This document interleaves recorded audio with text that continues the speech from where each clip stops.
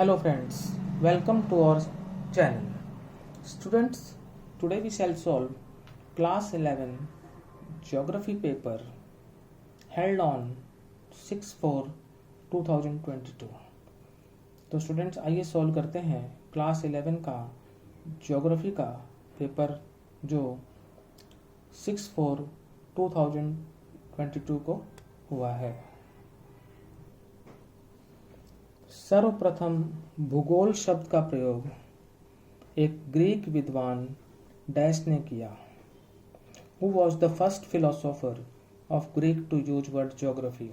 तो इसका correct answer होगा इरेस्टोथेनीज। इरेस्टोथेनीज ने सर्वप्रथम भूगोल शब्द का प्रयोग किया।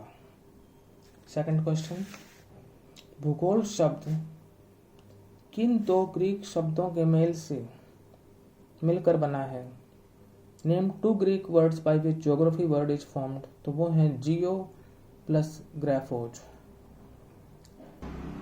क्वेश्चन 3, भौतिक तथा मानवीय दोनों प्रकार के भौगोलिक तथ्य स्थैतिक नहीं अपितु डैश होते हैं। इसका करेक्ट आंसर होगा गत्यात्मक। क्वेश्चन 4, राजनीति शास्त्र का मूल उद्देश्य राज्य, क्षेत्र, जनसंख्या और प्रभुसत्ता का विश्लेषण है। तो प्रभुसत्ता को हम इंग्लिश में कहते हैं सॉवरेंटी। तो इसका करेक्ट आंसर है प्रभुसत्ता। क्वेश्चन 5, मानव भूगोल की दो मुख्य शाखाओं के नाम लिखिए। Write two main branches of human geography. तो वो है सामाजिक ऑब्लिक सांस्कृतिक और जनसंख्या एवं अधिवास भूगोल। आर्थिक भूगोल तथा राजनीतिक भूगोल भी होता है। तो two branches of human geography, सामाजिक ऑब्लिक सांस्कृतिक, जनसंख्या एवं अधिवास भूगोल।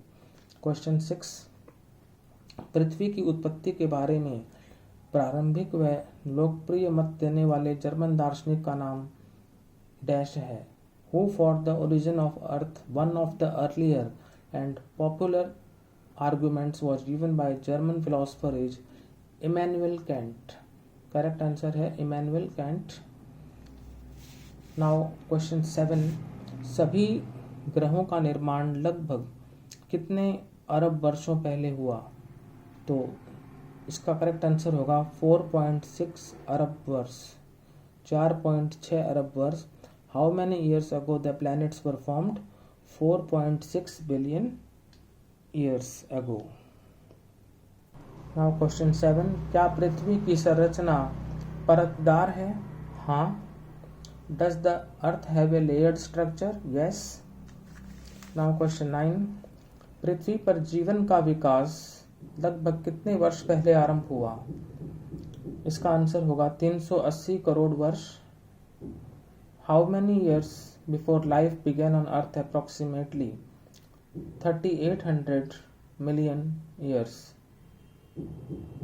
Now question 10, भूकंप मापी यंत्र का नाम क्या है? Name the instrument to measure earthquakes. तो ये है सिस्मोग्राफ। नाउ क्वेश्चन 11, धरातल पर सबसे पहले कौन सी भूकंपीय तरंगें पहुंचती हैं? Tell the name of the seismic wave which reaches the earth surface first. वो है पी तरंगे। नाउ क्वेश्चन 12, सबसे ज्यादा विनाशकारी कौन सी भूकंपीय तरंगें होती हैं? तो वो होती हैं धरातलीय तरंग। ऑप्शन सी जो है वो correct. Now out of the following seismic waves which one is destructive? वही answer P waves. A option is right. Now question 13, 1912 में महाद्वीप विस्थापन सिद्धांत किस जर्मन विद्वान ने प्रस्तावित किया? Alfred Wagner. Who was a German meteorologist who put forth a comprehensive argument in the form of continental drift theory in 1912? Alfred Wegener. Now question 14, क्या सीसा अलोह धातु है? Is lead a non-ferrous metal? हाँ, yes. Now question 15, जब घोल रंध्र व doline कंदराओं के गिरने से आपस में मिलते हैं तो उन विस्तृत खाइयों को क्या कहते हैं?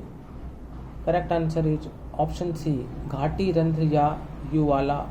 When sinkholes and dolines join together because of slumping of material along their margins due to roof collapse of caves are called valley sinks or uvalas.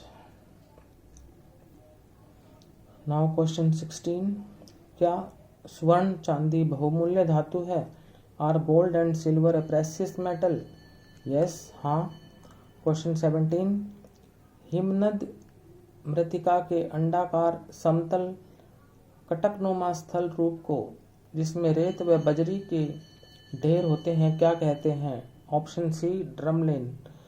The smooth oval shaped ridge like features composed mainly of glaciers till with some masses of gravel and sand are called drumlins. Option C is correct.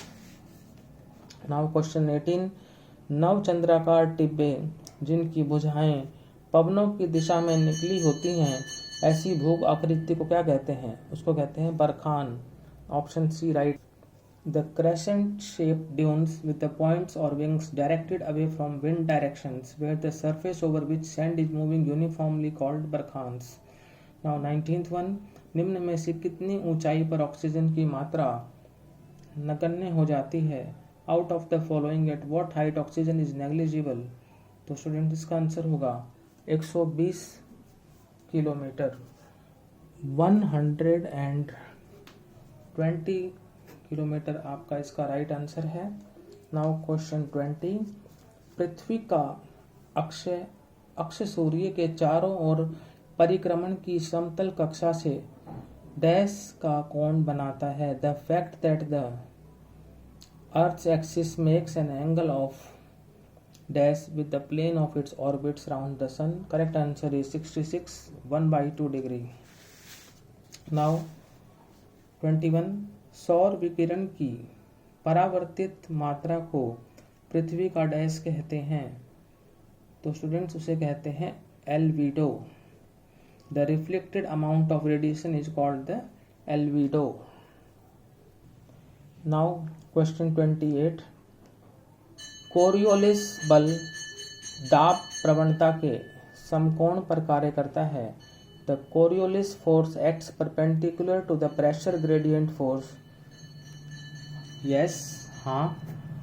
Now question 23. Bharat की उत्तर से दक्षिण तक वास्तविक दूरी कितने kilometre है? वो है 3214 kilometre. The actual distance measured from north to south is 3214 kilometer. Option C is correct. Now question 24. Bharat की पूर्व से पश्चिम तक वास्तविक दूरी डैश किलोमीटर है? The actual distance measured from east to west is 2933 kilometer. Now question 25. Karewa भू आकृति कहाँ पाई जाती है? Karewa landforms are formed in. Correct answer is option D Kashmir Himalayas. इसका करेक्ट आंसर है option D Kashmir Himalaya. Now question 26. क्या चंदन वन उष्णकटिबंधीय पर्णपाती वन है? Is sandalwood forest a tropical deciduous forest? नहीं, नो. क्वेश्चन 27. क्या काली मिट्टी का दूसरा नाम रेगर है? Is black soil name second name is regur? हाँ, यस, ये आपका जो है आंसर है. Now next question. क्या जलोढ़ मिट्टी सर्वाधिक उपजाऊ मिट्टी है? Is alluvial soil a most fertile land? Yes, हाँ. क्वेश्चन 29. क्या मृदा निर्माण में जीव अवशेष भी सम्मिलित होते हैं?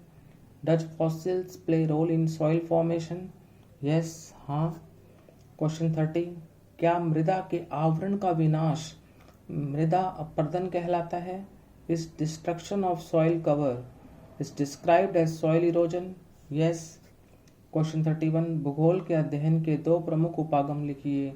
Give 2 names of branches of geography based on systematic approach. तो वो हैं क्रमबद्ध भूगोल और प्रादेशिक भूगोल.